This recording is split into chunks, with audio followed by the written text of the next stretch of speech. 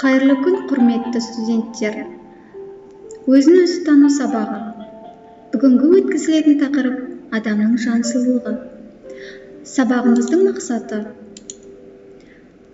адам мінез-құлқының, іс-қимылының дүниедегі ең сұлу мәнге ие екендігін дәлелдеу, сол арқылы балалардың жан дүниесінің сұлу болуына ықпал жасау, яғни студенттердің бойындағы эстетикалық тәрбиені қалыптастыру. Ал енді балалар, бүгінгі өткізілетін жаңа тақырыбымның дәйек сөзіне назар аударыңыздар. Адам бойындағының бәрі бет пішіні, киім киесі, жан дүниесі, ақыл-ойы да сұлу болуға тиіс. Бұл дәйек сөзді Антон Чехов айтып кеткен. Енді осы дәйек сөздің мағынасын ашу мақсатында сіздерге бірнеше сұрақтар қойғым келіп отыр. Балалар, осы сұрақтарға жауап беріп, кері байланыс жасаймыз. Адам бойындағы қасиеттер мен дағдыларды қалыптастырушы ол. Сұлулықтың адамға тигізер әсері қандай? Сырт келбеті, жан дүние, ақыл-ойда қандай болуы қажет? Адамгершілікке тән қасиеттерді атаңыз. Айналаңызда бойында барлық сұлулық қасиеті қалыптасқан адамдар бар ма? Дәйек сөзден қандай ой түйдіңіздер? Ал енді мына өлең шумақтарына назарларыңызды аударыңыздар. Жүректен қозғайын, әдептен озбайын, өзі де білмей ме, көп сөйлеп созбайын. Тереңдеп қарайсың, телміріп тұрмайсың, бейхабар жүргенсіп, бек қатты сынайсың, кең маңдай қолаң шаш, я бір кез, я бір құлаш, ақ тамақ, қызыл жүз, қарағым бетіңді аш. Абай сұлудың сыртқы сұлулығын осылайша жыр әуезіне қосады. Қарасаң шынымен де тамсанатындай көз алдыңа ару елестейді. Солай емес пе, балалар? Ал енді мына жаңа сабақты түсіндіріп өтейін.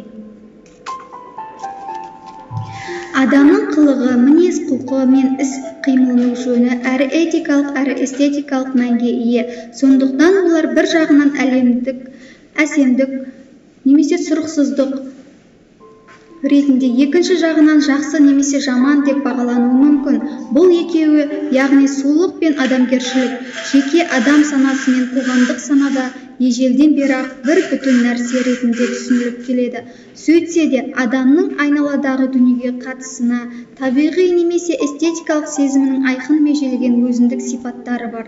Сұлулық адамның жанын марқайтатын, көзін қуантатын, тамсанатын, тәнті ететін, сүйсіндіретін көрініс, қимыл, әрекет, пішін немесе ой-қиялдың жемісі. Солардың ішіндегі ең кереметі қоғам мен табиғаттың ерекше перзенті адам, соның сұлулығы. Адам анадан сырт бейнесі, пішіні сұлу болып туылуы мүмкін, ал ішкі жан сұлулығы өзінің мінез-құлқы, қылығы, ісі басқа адамдарға деген байланыс арқылы қалыптасады. Әдетте біз қыздың немесе жігіттің сұлулығы, көркемдігі жайында айтқанда, оның бойының сымбаттылығына, үнінің назды әуезділігіне, шырайының таза балғын, қалың шашының толқындай әдемілігіне мән береміз, қарап баға береміз. Бұл адамның сыртқы сұлулығы. Ал адамдағы басты сұлулық ішкі жан дүниесі, мінезі, қалыптасқан әдептілігі. Абайдың да айтары осымен ұласады. Шу дегенде көрінер сұлуы артық деп сақтандыра келе, әйел жақсы болмайды көрінгеннен, мінезіне көз жетпей баға берме дейді. Адамның сыртқы сұлулығы ішкі рухани жан сұлулығымен сәйкес келсе, нағыз сұлу сол болмақ. Енді балалар, сіздерге арнайы конспекті дайындаған болатынмын. Сол конспектіні, қысқартылған конспектіні дәптерге түсіріп алыңыздар.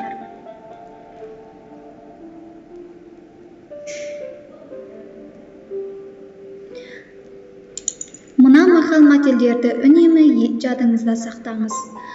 Сұлу емес, сүйген сұлу. Сөзі райлының жүзі шырайлы. Жаманның сөзі түйеден түскендей. Жылтырағанның бәрі алтын емес. Адамның жылтырағанын сыртына емес, сұлу ішіне қызық деген. Осы мақал-мәтелді үнемі жадыңызда ұстаңыз. Шығармашылық жұмыс. Сухомлинскийдің адамның нағыз байлығы затта емес, ақыл парасатта, рухани байлықта деген. ойын басшылыққа алып, менің жан дүнием тақырыбында эссе жазыңыздар. Енді балалар, адамның ішкі рухани байлығы, оның адамгершілігі тақырыбында пікір алмасыңыздар. Топ болып, топтық жұмыс бұл пікір алмасу қажет. Мына мәтінді оқып, сұрақтарға жауап бересіздер. Тақырыбы ақыл. Талқылауға арналған сұрақтарға жауап ауызша немесе жазбаша жауап берулеріңіз қажет. Ал енді мына топтық жұмыс, шығармашылық жұмысқа назарларыңызды аударсаңыздар. Бірінші топ, келбет тән сұлулығы.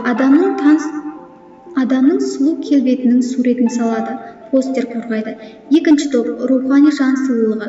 Жан сұлулығы тақырыбында эссе немесе өлең шумақтарын жазады. Үшінші топ, ақыл-ой сұлулығы, әдептілік, инноваттылық, көрегенділік, мәдениеттілік қасиеттерін пайдаланып, ақыл-ой сұлулығын кіріктіріп, әңгіме құрауы қажет.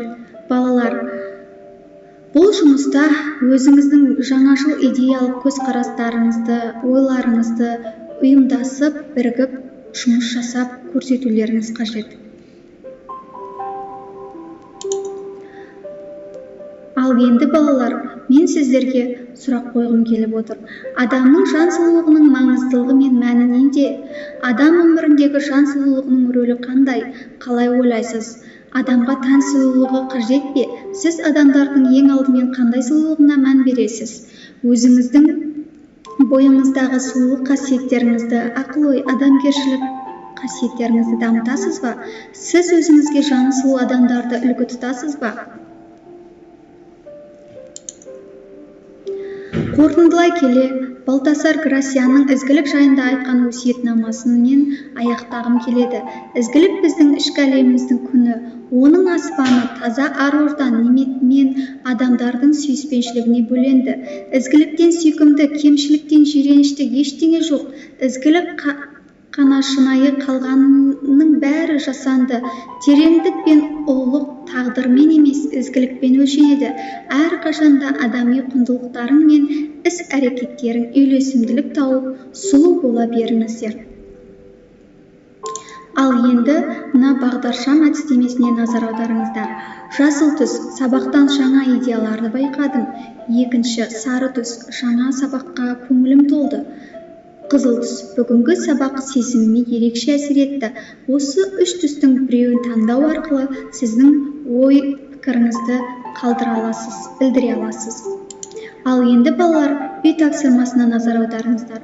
Бірінші тапсырма, малым жанымның садағасы, жаным арымның садағасы тақырыбында өзіңізге жақын адаммен пікір алмасыңыз, жағдаятты шешіңіздер. Екінші тапсырма, кейіпкердің жан дүниесінің сұлулығын тауып жазыңыздар. 48-ші бетте орналасқан. Үшінші тапсырма, ақиқаттан аттауға болмайды. Мәтінді оқу. Әр сабаққа шабыттанып кіріп, қанаттанып шыққан мұғалім бақытты. Сау болыңыздар.